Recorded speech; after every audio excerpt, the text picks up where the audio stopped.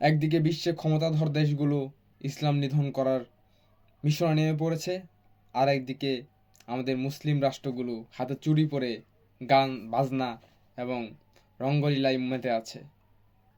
ভারতে এভাবে মুসলিমদের উপরে অত্যাচার, শুক্রবারে নামাজে বাধা, মসজিদগুলো বন্ধ করে দেওয়া হচ্ছে। এত কিছুর পরেও কি মুসলিমদের গায়ের রক্ত গরম হয় না? যদি এত কিছু দেখার পরে যদি তোমার গায়ের রক্ত গরম না হয়, তাহলে তুমি মুসলিম নও।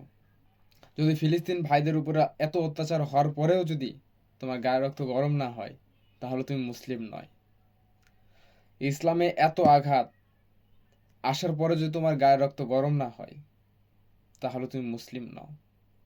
যদি তুমি মুসলিম হও, তাহলে প্রতিটা মুসলিমের কণ্ঠস্বরের সাথে তাহলে তাল মিলিয়ে জিহাদের জন্য বলো নারায়ে তাকবীর, আল্লাহু আকবার।